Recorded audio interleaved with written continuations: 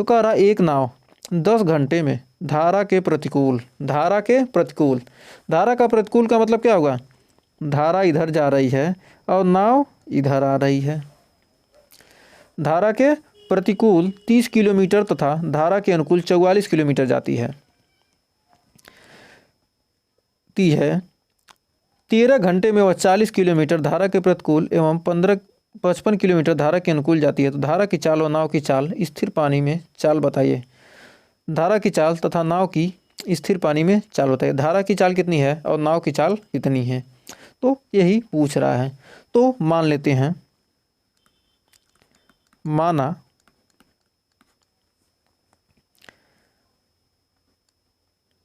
कि नाव की स्थिर जल में चाल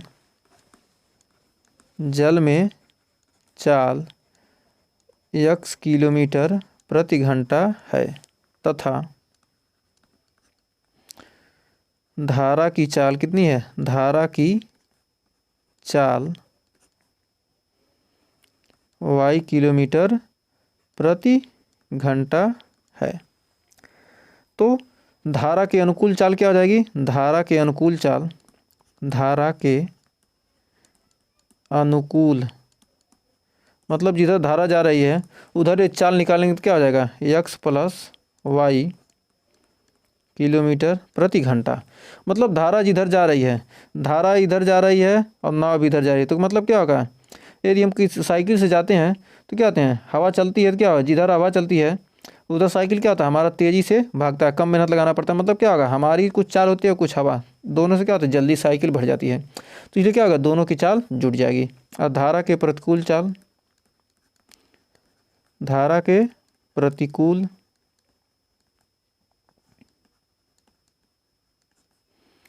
चाल क्या हो जाएगा, x माइनस वाई किलोमीटर प्रति घंटा। यदि क्या करते हैं, यदि हम देखते हैं क्या करते हैं, साइकिल चला रहे हैं और हवा सामने से आ रही है, जब हवा सामने से आती है तो क्या होता है, हमारे साइकिल को धीरे कर देती है, तो इसलिए क्या होता है, हमारा चाल कम हो जाता है। मतलब क्या होगा, हवा की कुछ चाल क्या हो जाएगी, घट जाएगी। तो ये क्या किया, यहाँ घटा दिया था। उम्मीद है यहाँ तक आपको कोई डाउट नहीं होगा। तो अब इतना करने के बाद अब देखिए समय बराबर क्या होता है, समय बराबर होता है दूरी बटे चाल। आप 7 से ही पढ़ते आ रहे हैं, समय बराबर दूरी बटे चाल। 4-5 में भी पढ़ा होगा, लेकिन 7 में भी आप देखेंगे तो मिल जाएगा। तो 7 में भी हमने इस टाइप के क्वेश्चन किए हैं। तो पहली स्थिति में कंडीशन फर्स्ट कह रहा है कि यदि क्या हो, जब नाव 30 किलोमीटर धारा के प्रतिकूल, जब नाव क्या कर रही है, नाव कह रही है क्या 10 घंटे में क्या हो रही है, 30 किलोमीटर धारा के प्रतिकूल 30 किलोमीटर और धारा के अनुकूल 44 किलोमीटर, 30 किलोमीटर प्रतिकूल जाती है। तो मान लेते हैं, माना समय, माना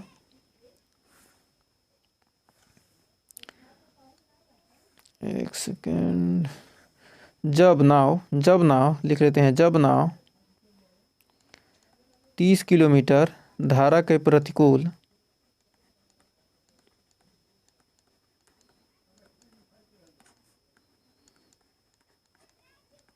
जाती है तो उसे t1 समय लगता है, t1 समय। तो t1 बराबर हो जाएगा समय बराबर दूरी बटे चाल। धारा के प्रतिकूल जा रहे तो कितना होगा, 30 बटे x माइनस वाई, और धारा के अनुकूल व धारा के अनुकूल धारा के अनुकूल, इसको एक ही साथ लिख लेते हैं। प्रतिकूल जाती है तो t1 समय और धारा के अनुकूल क्या आ जाएगा, t2 समय। तो धारा के अनुकूल जाने में समय और तथा धारा के प्रतिकूल आने में टोटल समय एक ही साथ हम लिख लेते हैं। थोड़ा इसको कर लेंगे, थोड़ा आसान हो जाएगा। इसको मिटा देते हैं, एक सेकेंड।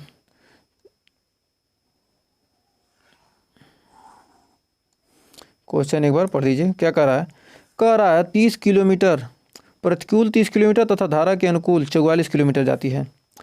प्रतिकूल तथा अनुकूल, तो धारा के 30 किलोमीटर जाने में लगा 30 किलोमीटर, क्या करिए प्रतिकूल 30 किलोमीटर,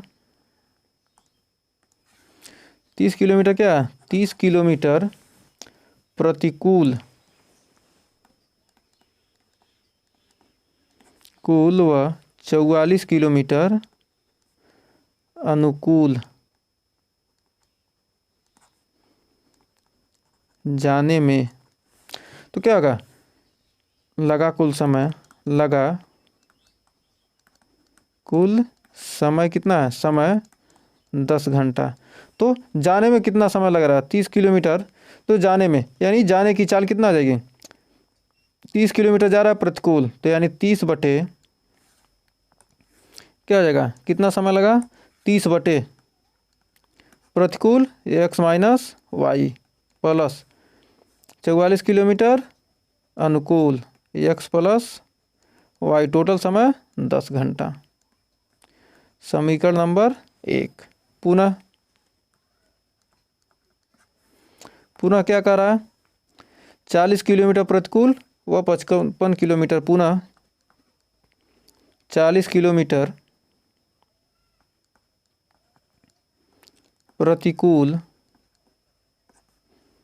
व 55 किलोमीटर अनुकूल, यानी क्या रहा है प्रतिकूल जा रही तो क्या दूरी बटे चाल, समय बराबर क्या होता है दूरी बटे चाल, तो दूरी 30 चाल इतना, दूरी 30 चाल इतना, दोनों को जोड़ दें कितना 10 घंटा लग रहा है।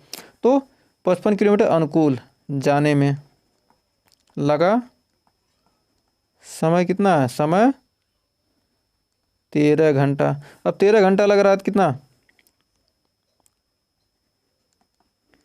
है 10 घंटा था ना, तो 10 घंटा था और वो 13 घंटा लगा रहा है। अब 13 घंटा लगा, तब इसको क्या करेंगे, अब इसको भी लिख लेंगे, कितना हो जाएगा, हो जाएगा 40, प्रतिकूल है तो 40 बटे x माइनस वाई प्लस 55 बटे x प्लस वाई बराबर 13। समीकरण नंबर 2। तो माना यहाँ पर x बटे वाई, यहाँ x plus y, x minus y, तो माना 1/x प्लस वाई बराबर a और 1/x plus x minus y बराबर b। x माइनस वाई, इसको माइनस वाले को a मान लेते हैं क्योंकि क्या माइनस पहले आया है, तो क्या करेंगे x माइनस वाई बराबर a और x प्लस वाई बराबर b। तो मानने पर हमको मिल गया कितना, समीकरण मिल जाएगा 30a प्लस 44 b बराबर 10। समीकरण नंबर 3। और 40a प्लस 55 b बराबर 13। समीकरण नंबर 4। अब समीकरण हमको दो समीकरण हमको मिल गए, तब इसको यूज कौन सा मेथड करेंगे इसमें, तो आइए हम इसमें वज्र गुणनखंड विधि लगाते हैं। तो सबसे पहले हमारा समीकरण एक बार और लिख लेते हैं, कितना है 30a plus 44b, 30a plus 44b। अब इसको इस साइड लाइन क्या आ जाएगा -10 बराबर समीकरण नंबर 5 और 40a plus 55b, 40a plus 55b minus 13। समीकरण नंबर 6। अब वज्र गुणन के लिए हम क्या करते थे, हम बताए थे क्या, सबसे पहले x लिखिएगा और सबसे पहले हमको क्या करना a का मान निकालना, तो a लिखिएगा। अब a लिखेंगे तो इसमें a के मान को क्या करेंगे, निकालेंगे। तो देखिए यहाँ पर a बटे हो जाएगा, तो a वाले को छोड़ देंगे और इसको लेंगे, तो 44 माइनस 13, 44 गुणे माइनस 13 माइनस 55 गुणे -10, 55 गुणे -10 बराबर, अब बी वाले को बीच वाले को लिखते हैं तो क्या होता है, माइनस के साथ लिखेंगे -b। अब इसको छोड़ देंगे 30 में -13 का, 30 गुणे -13 माइनस, अब 40 में 10 का तो 40 गुणे -10 बराबर, अब सिंगल वाले को लिखेंगे, अचर पद को लिखेंगे तो क्या होगा, 30 गुणे 55,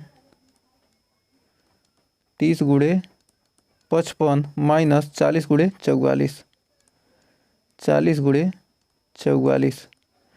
अब 44 में 13 का गुणा करेंगे तो आपका आ जाएगा कितना,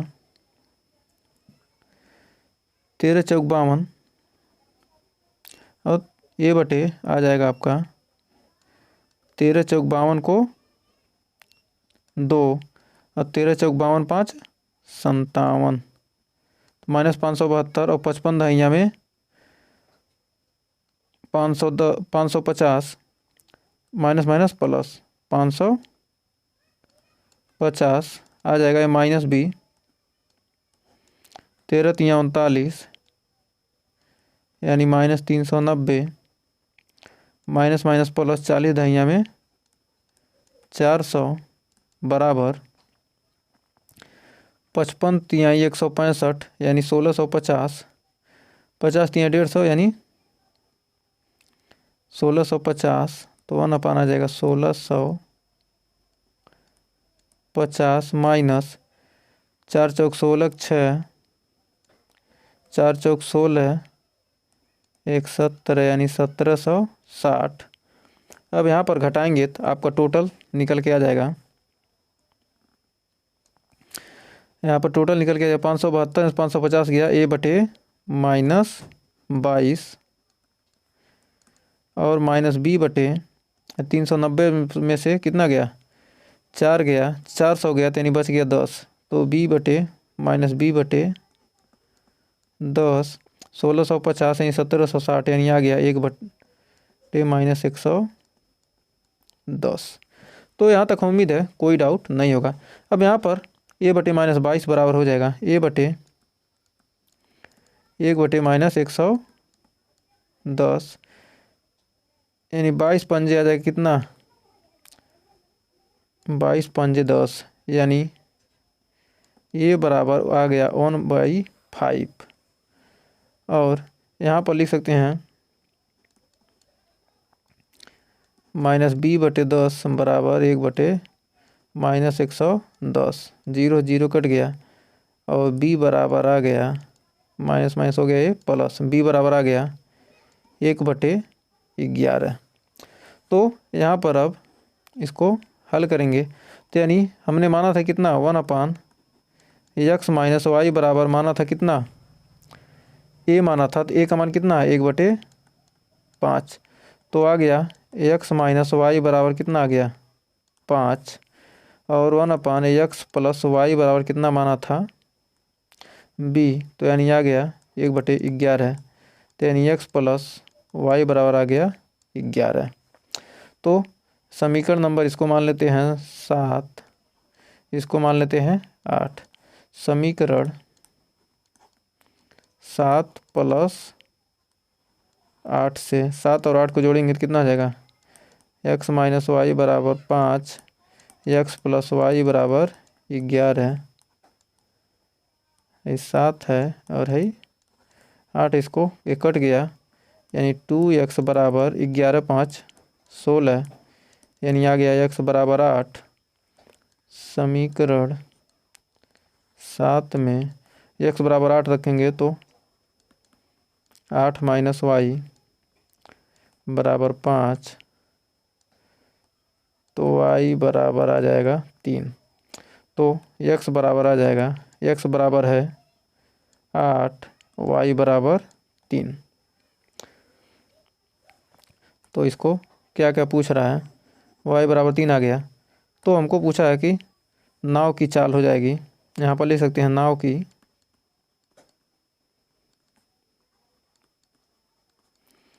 नाव की चाल 8 किलोमीटर प्रति घंटा और धारा की